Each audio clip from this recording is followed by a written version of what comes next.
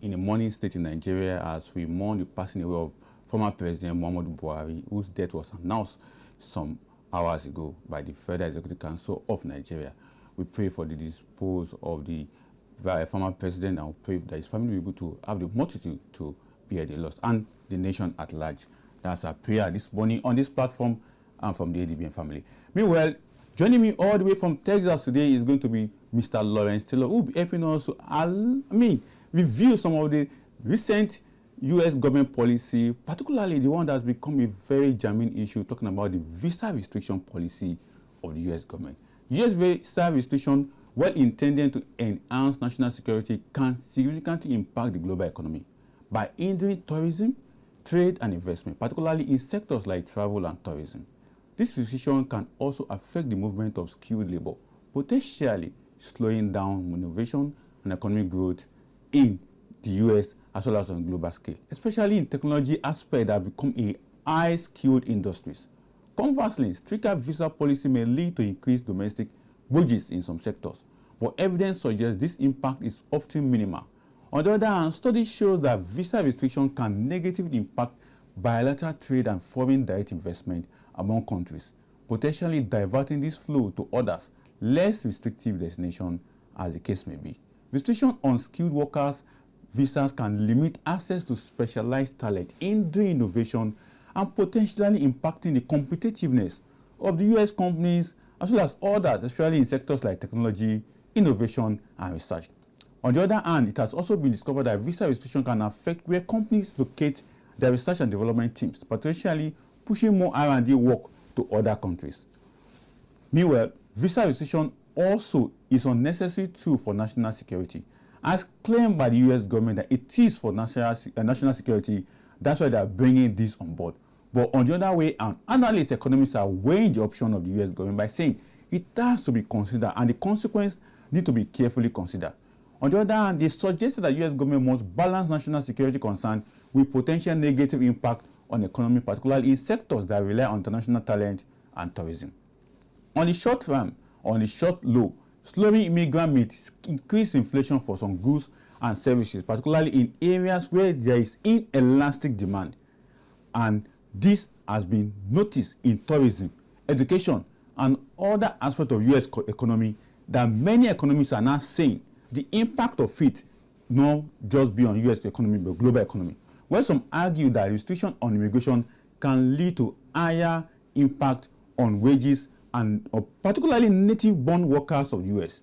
Joining me on the show today is Lawrence Taylor, financial analyst based in Texas, U.S., who will help us to understand the intrigues on this particular U.S. policy visa on U.S. economy and global economy as well.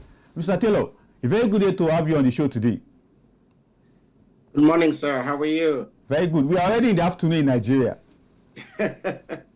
That's God's creation. He makes sun shine on one part of the world while the other set is still sleeping at night. So exactly. we thank God. And I believe that you guys in the U.S. are just waking up. Yes. I woke up especially for you today. Exactly. Thanks goodness for that. But there is a sad news here in Nigeria. Former President Buhari has now passed away. What was your reaction to the news? I know you guys in the U.S. must have heard about the news. That is the first I'm hearing that. I've had a very busy weekend. I had a convention. I was attending 3-day convention. So I wasn't into news at all. And so that's news to me.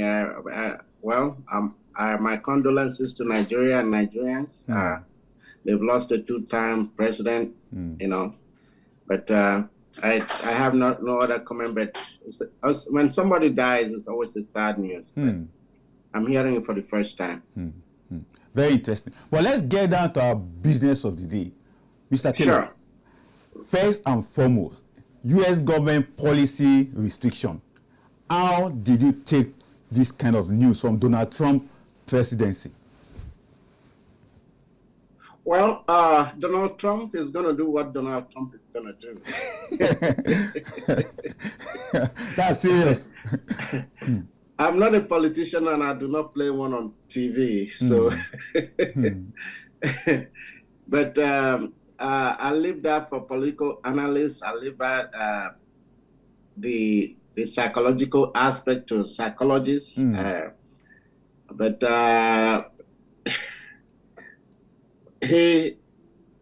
it's like there's a parable in America to throw a lot of different, you throw, like you have balls of mud, you throw at the wall to see what sticks. And it seems like that is his strategy. He's going to throw all kinds of things at the wall to see what sticks.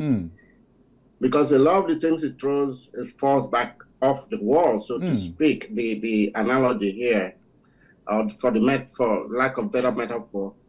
So he's trying to do as many things as that can be disruptive, so that it can be said that he's doing something, whether he's dabbling into a war that should not be, so he can be called a wartime president with Iran, or his visa or his tariff.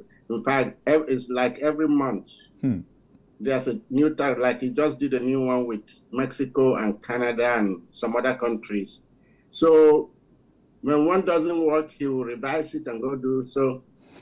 I don't know what's in his mind. Can I also come with a parable here in Nigeria, particularly from the southwest, where we talk meaning that you play one card, if it doesn't work for you, you come back you take another one, it doesn't work for, so you continue playing such cards. But based on what the US government is saying, let's take it seriously. Based on what the US government, they are saying that for national security purpose, that's why they are reviewing the visa policy. Well, I guess that's politically correct statement for their audience, for their voters, for people who support them politically. But the reality is no. There's really no need, especially for the African countries, and particularly Nigeria. Nigerians have more positive impact on U.S. economy than almost any other country outside of the United States. Because let's take healthcare sector, for example.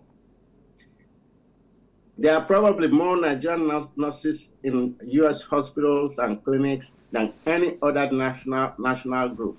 There are probably Nigerian doctors. There's no state where you don't have Nigerian doctors working in hospitals. And some of the best doctors in the United States are Nigerians. So how are you going to restrict a source of such talent with these visa policies is dumbfounding. So I don't know. But I guess he's playing to his audience, and it's working for them. But not for the country. Exactly. On the other hand, there are people who have argued that, particularly with this particular policy of the US, is just for them to be able to look at areas that US can be able to gather data on criminal activities of tourists that are coming in, visitors that are coming in, and others. There is one excuse that have been said that many African cities who come to the US for holiday, like a 3-month or 5-month or 6-month, they end up staying beyond that, and because of that, it's becoming bring a pressure on infrastructure and facilities in the US. What's your take about that? Well, whereas that may be true, Nigerians are not the only people who overstay their visas. Even Europeans overstay their visas. South Americans overstay their visas. Asians overstay their visas. So why pick on Africans and Nigerians in particular? So it's overstaying a visa. In fact, there are Americans who are in foreign countries who overstay their visas. So it's not something unique where it has to be. It can be addressed, but don't pick on one or a set of or a few countries. Make it as broad as possible. Okay, from now on, no matter what country you're from, if you overstay your visa, these are the consequences. That would be a better policy than picking 1, 2, 3, 4 countries. But let's also tailor this discussion around global economy. In your own view, does it have any global economic pressure? Taking a look at what the U.S. government is doing at this point in time. In terms of restriction on overstay of visa, no. But in terms of the working visas, like the F1, F2, FB visas, yes. because U.S. can in itself cannot produce all the talent it needs. That's why the inflow of immigrants have always been important. In fact, Donald Trump, in my memory, is the first president who is going to war on immigration. The previous Republican presidents, like the two Bushes, the Reagan, they all were very liberal on immigration policy. And he said, given that Democratic presidents like Obama, Clinton, Carter, etc., that's a given that Democrats don't do these kinds of policies. But even when you compare what Donald Trump is doing with what past Republican presidents have done, this is totally different. Yes. Exactly. So let's take a look at U.S. economy itself, the bilateral and foreign investment. In your own view, as someone who is a financial analyst with the capacity to understand this, how will it shape this bilateral relationship of U.S. with other countries, as well as driving in foreign investment into the U.S.? Well, it depends on the volume of trade with each country. Let me take one country, for example. If, let's say, U.S. picks on China, China has the largest foreign impact on the U.S. economy. So if, let's say, these restrictions he's just put place on Nigeria and a few African countries, let's say you put it on China, the American economic sector, let's just say that, will be screaming. And even the average consumer, just about, I want to say 70, if not 80% of the goods consumed in the United States is produced in China. So that's just one country example. You know, for Nigeria, the most important thing Nigeria exports to America is oil. But that oil is one of the most important components of the fuel used in American vehicles. I know they are transitioning a lot to electric vehicles, but the grade of oil produced in Nigeria is so unique that without it as a component of fuel and other chemicals that are used in machinery, agriculture or other sectors may be impacted. So it's amazing that this government of America wants to go to that kind of war, because if Nigeria, well, unfortunately, Nigeria is handicapped. Nigeria cannot really say, okay, we're not going to export oil to America. They'll be kneecapping themselves if Nigeria were to do that. Very interesting. And I just this morning, as I was preparing for this show, I saw a news coming from the European Union. They are waiting. They say they're going to give themselves about a week or two before they take an action against this U.S. visa restriction, because somehow is going to affect Europe. But from your own understanding, do you think Europe will take a very drastic action that U.S. will feel, going by their allied formation and relationship over the years? Well, when it comes to Europe, they're a little more diplomatic than they are with African countries. So I think they will work that one out. They will come to some kind of understanding, and so I'm not too worried about the European listing. They will work. That one is always naturally worked out. Yeah.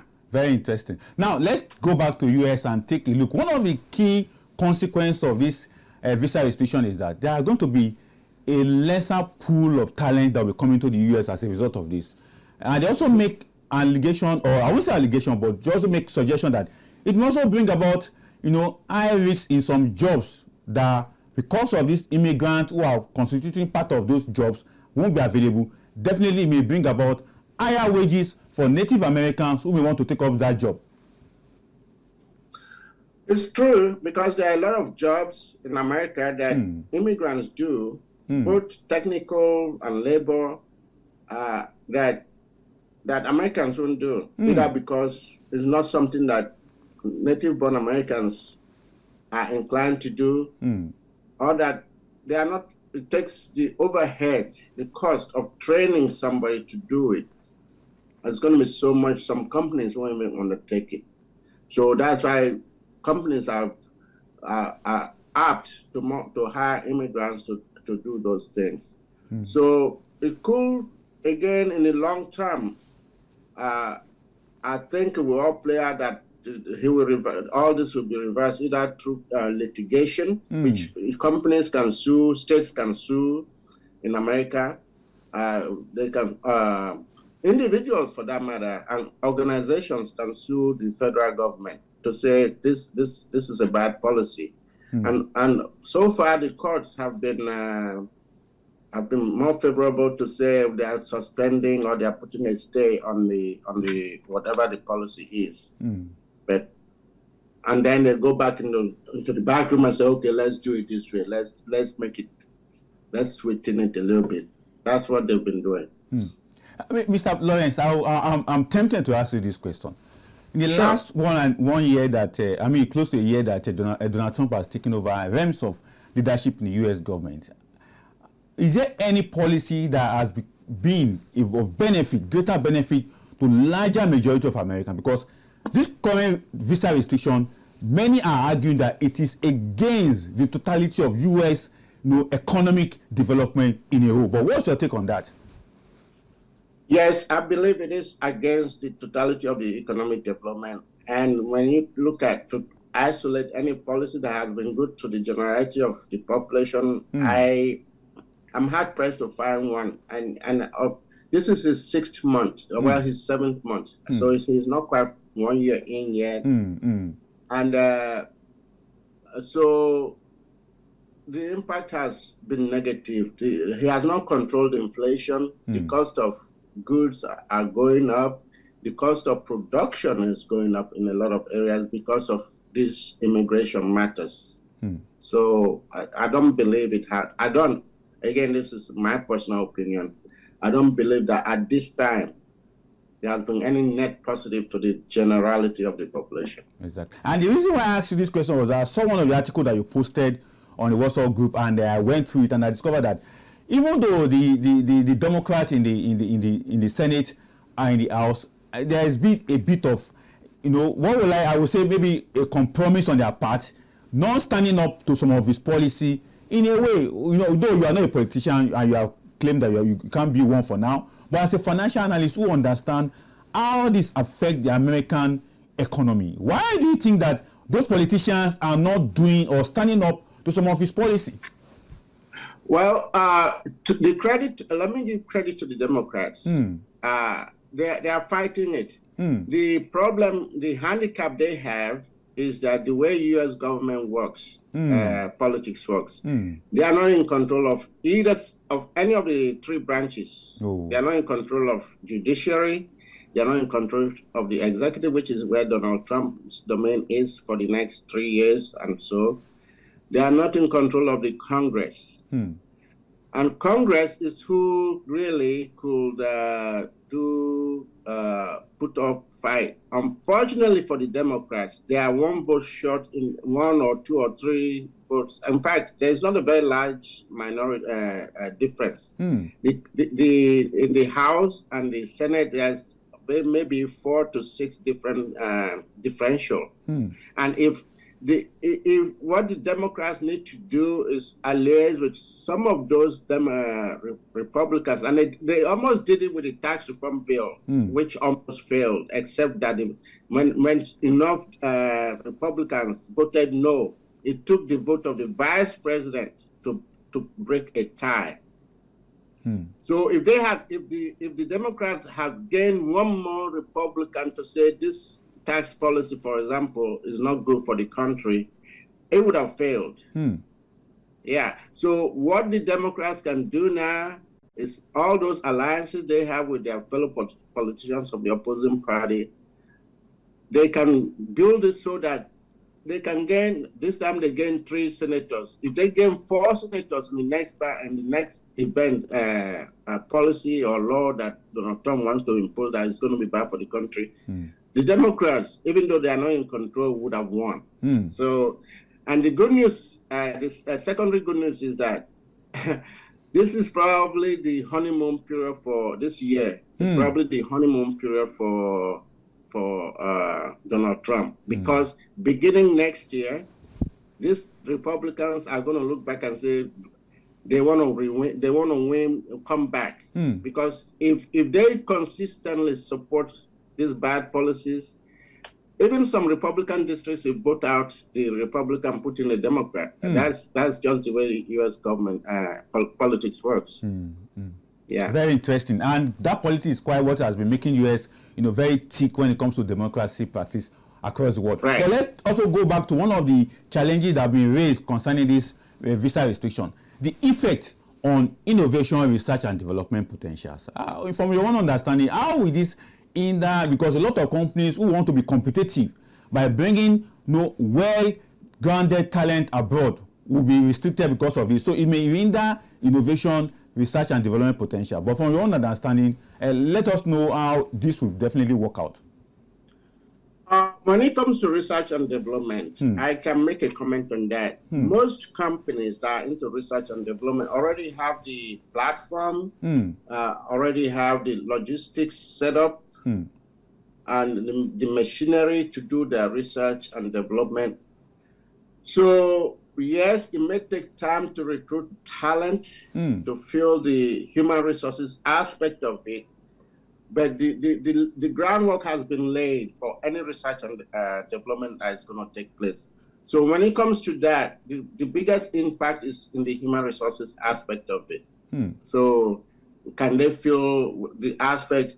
And the reason I don't feel it's going to have too much impact is that with the advent of AI, artificial intelligence, where they are able to program computers to take on some of the human resources components of research and development, I think that will not be as bad an impact as it could have been if there wasn't already technology in place. Very interesting. So, but let's also take another diverse aspect of this question I just raised, because US enjoy one of the huge gains of having to a pool of talent coming from all over the world to come into the US. At the end of the day, it becomes one of the pool area whereby US benefit in development perspective. But for majority of Americans who also believe that this policy could also help them tame insecurity, particularly in my introduction, I made mention that the government said they are going after criminal data. But in your own understanding, when we talk about criminal data, is it that tourists who come in all of a sudden become criminals in the US overnight? Well, that is political speak to try to justify what they're doing. The truth is that if the U.S. intelligence services has enough information before they grant a visa to somebody, they already know if they're a criminal or not. So if the U.S. intelligence is that effective and that good, why would they grant visa to somebody who's a criminal? Usually they don't. Of course, can some criminals fall through the cracks? Yes, some may. I mean, just about no human system is perfect. But people don't suddenly turn to be criminal.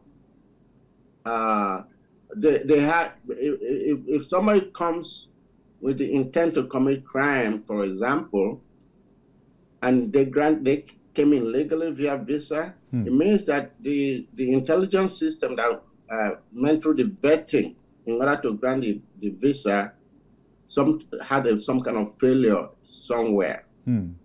So with that in mind, I find it hard to believe that that is all what it is. If they say they want to go after illegal immigrants, that is something totally different, because a lot of the criminals who are in the country are here as illegals. So why go after people who came in via valid visas or who want to come via valid visas when you know that if they come in via valid visa, you have a way of vetting them to say, oh, this guy has a business, he's a professional, he does this, he's going to go back to his country.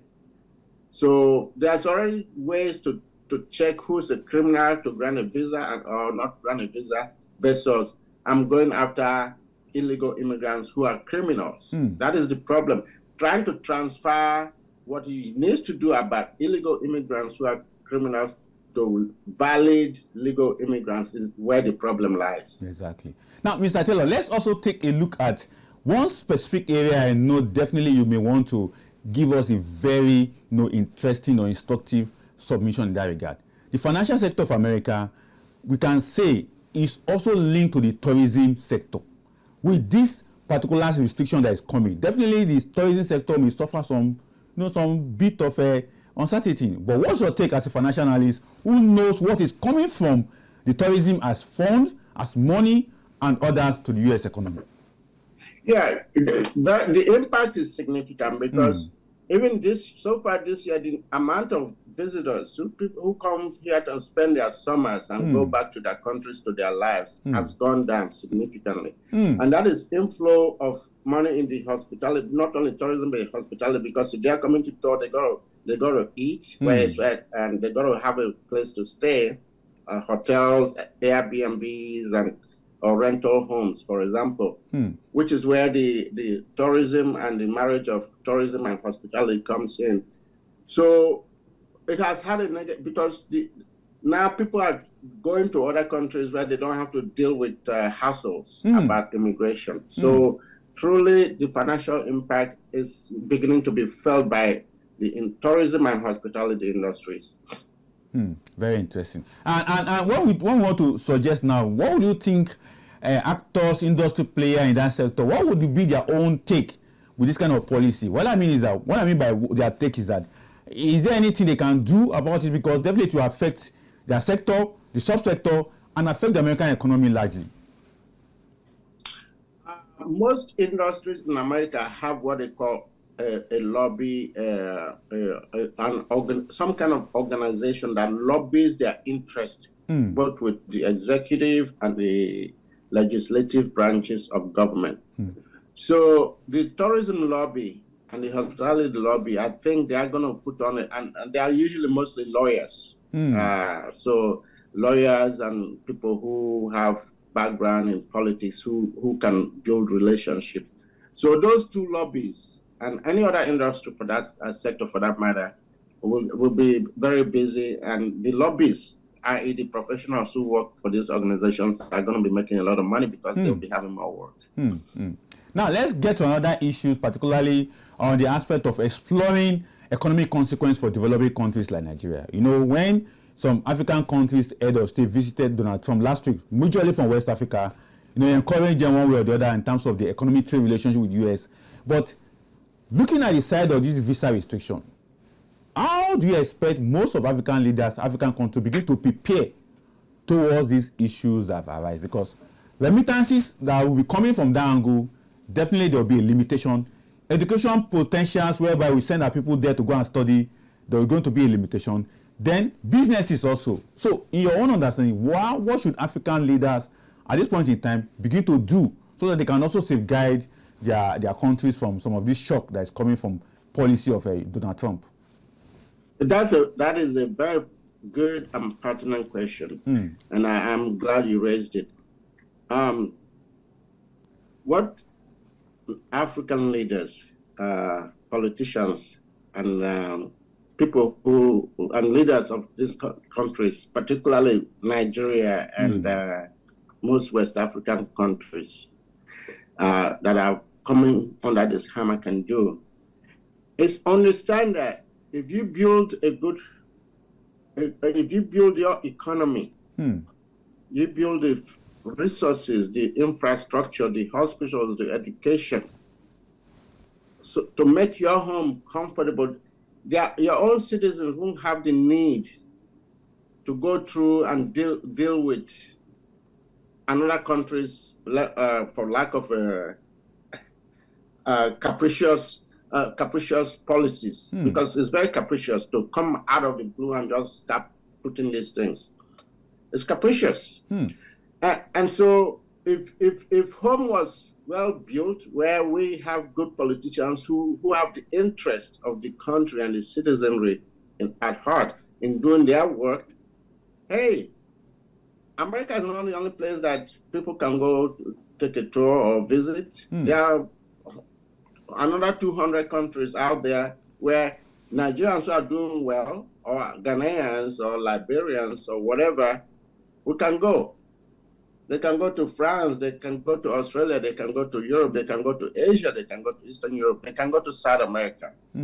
I read with interest Tinubu's visit to Brazil, for example. That's a very good country that Nigerians can be going to. It's not as wealthy as America, but it's another country that Africans can visit or go. In fact, there's a large Nigerian population in Brazil. Yeah. So those are just two good examples. But our politicians need to buckle up. And I'm not saying that they shouldn't cater to themselves like they do, but they can pipe it down. They can now, okay, they've enriched themselves. Take care of the population. Take care of the work you asked to be voted for or you were appointed to do.